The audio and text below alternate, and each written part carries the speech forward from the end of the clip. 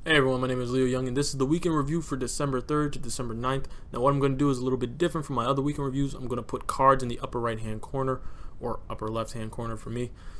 And that way you will be able to see the past videos. In case you didn't know, we do put the videos in the description, the links in the description below. But I figured that some of you guys probably don't notice that, so we're just going to right up in the corner. Second of all, if you want to see some of the images, we don't have the best editor, so we're definitely going to put the images and videos and all that in the website, www.impressivegraphics.com, link also in the description below.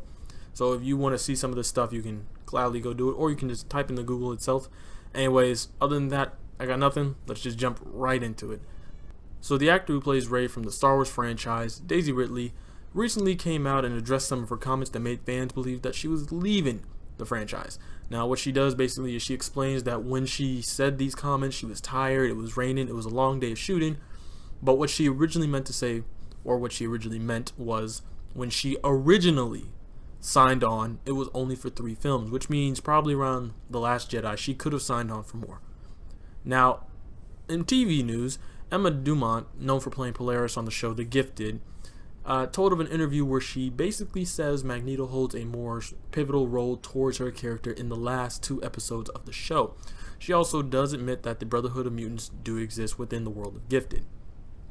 In gaming news, PlayerUnknown's Battleground, the devs released game images of their new map Miramara. Entertainment Weekly released 2 images of Jean Grey as the Dark Phoenix for next year's X-Men film.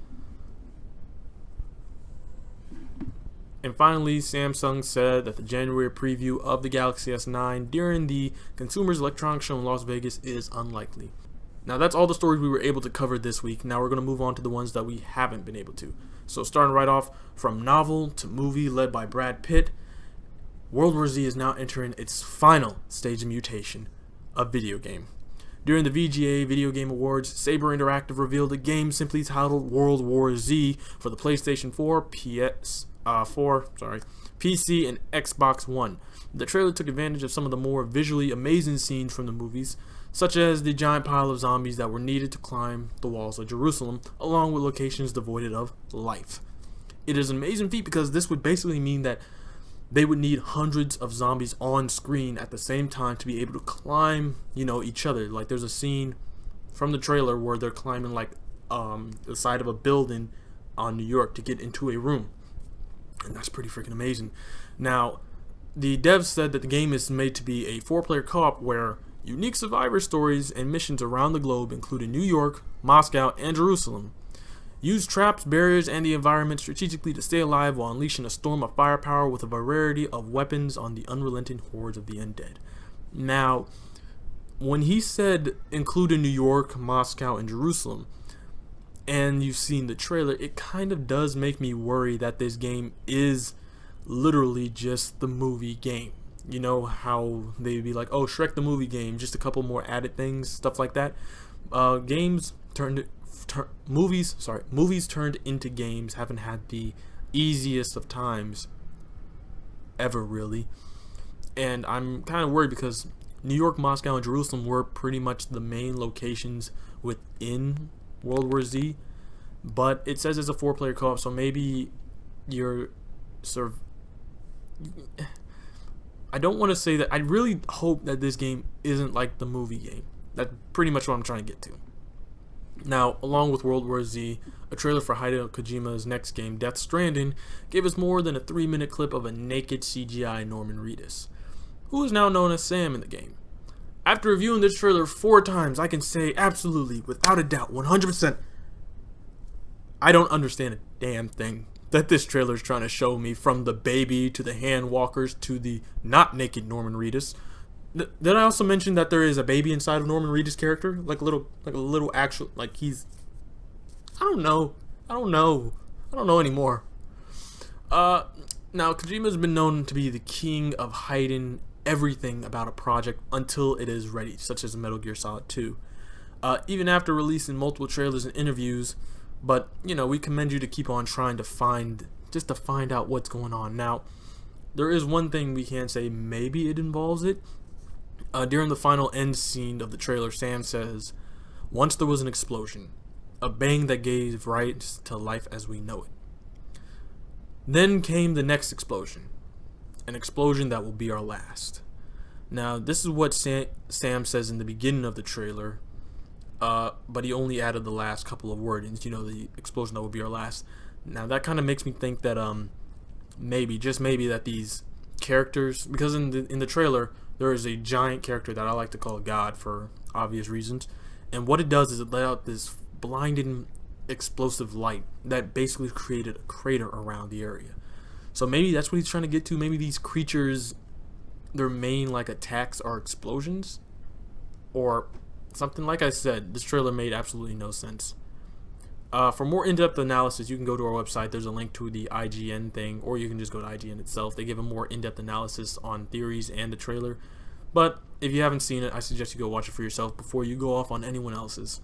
Now, over on the movie side with Marvel and DC, in Marvel Studios Reddit, a recent post revealed Captain Marvel will begin production in January 22nd, 2018. Originally set to film in Atlanta, Marvel seems to have returned back to Los Angeles due to better movie incentives. Now, we have an image on our website that shows a small clippet of Captain Marvel's entire thing, such as the status, the producer, writer, director, cast, who's making it, but there is a small synopsis. Now, what it says is, the superhero film will be set in the 90s, and the Skrull, alien shapeshifters, will be the primary antagonist, of course. After encountering the Kree hero Captain Marvel, Carol Danvers was accidentally subjected to otherworldly radiations that transformed her into the superhuman warrior. Calling herself Miss Marvel, she established herself as one of Marvel's most prominent and powerful heroes, both as a solo heroine and as a member of the Avengers. Recently, she has adopted the mantle of Captain Marvel for herself. Release date, March 8th, 2019. Now, come on, Marvel. Come on, Marvel. What are you doing? No, baby. What is you doing? First of all, Captain Marvel is in the movie. If this is there's definitely parts of it where it's they're just explaining her origin. But the reason I feel that Captain Marvel is 100% in the movie is because the way they spelled his name. They didn't say Marvel. It's literally Marvel. Marvel. They've changed his name for some strange reason, which means he's coming into the film. In fact, her name is Captain Marvel, and it would make sense. It's where'd you get your name from? Oh, I got it from a guy named Captain Marvel, not Marvel. Again, like, there's definitely the same good old stuff. Brie Larson, Samuel L. Jackson, Ben Mendelsohn, Jude Law. These characters are actors. Are casted, but hopefully we do get to see Captain Marvel. I believe he was casted, or they have an idea of who they want to be casting. But like it says, production begins in January 22nd. So maybe, like, if Captain Marvel, if his lore in origin is as prominent in this movie as it is in Captain Marvel or Miss Marvel's origin, he won't be in there long. So they don't really need the greatest actor of all. Also, that means he's dead. Now on DC movies, Black Adam may need a little bit of help with his upcoming fight with SHAZAM, the one we're all expecting. It actor Jack Dylan Grazer, you know, actor from It, the young boy, has been cast as Billy Batson, his best friend, Freddie Freeman. Though many major roles have been filled, Zachary Levi as the hero SHAZAM and Mark Strong playing the villain as Dr. Sivana, Billy Batson's actor has yet been found. Now in DC lore, Freddie Freeman is also known as Captain Marvel Jr., one of the champions of the Wizard SHAZAM and another member of the Teen Titans. At the moment, there is no date for SHAZAM. Why this is important is because, like I said, Mr. Grazer is playing one of Billy's closest friends and a hero known as Captain Marvel Jr. I'm also a little bit curious to see how they're going to do this, because if they can't call him Captain Marvel, they can't call him Captain Marvel Jr. So I guess it'll just be SHAZAM Jr. If he is getting a superhero role within the movie, you know what I mean? And then finally, this one is going to hurt you where your wallet sits. Recently, Patreon decided to overhaul its terms and services and how it handles its fees. The service is widely used by content creators as a way to make income by having their fans donate money, but many argue that this change endangers them. Originally, the creator was charged fees that meant they lost anywhere from 7 to 15% of their earnings. This new system instead charges donors 2.9% plus 35 cents. What this essentially means is that if someone were to donate $1, they would be charged an extra 35 cents, as opposed to $5 where they would be charged 10 cents. Now, while this sounds minuscule, many of the larger Patreons have $1 donors. That's where most of their income comes in, and already many of these single dollar donors are pulling back.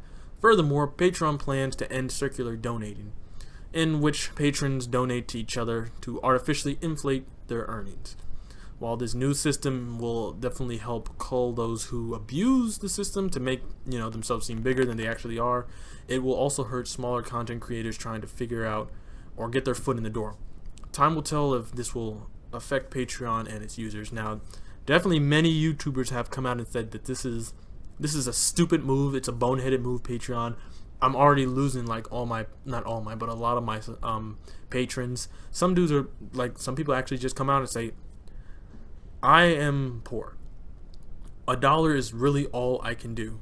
Now I have to pull back. And it really does hit people. It's like, I don't want to pay. It's like, yes, if you're adding that extra 35 cents, it may, like my friend says, it may be small, but in the grand scheme of things, a lot of patrons have these, literally, imagine this. All right, let me help you with this. Let's say a lot of your patrons, you have 2,000 patrons. They're on the low income side. It's like all they really can donate is $1. That's cool. That's fine. Thank you for everything you've given us. But now they're adding that 35 cents on. It's $1.35. Is like, I can't really do all that. I can't keep on adding on to that,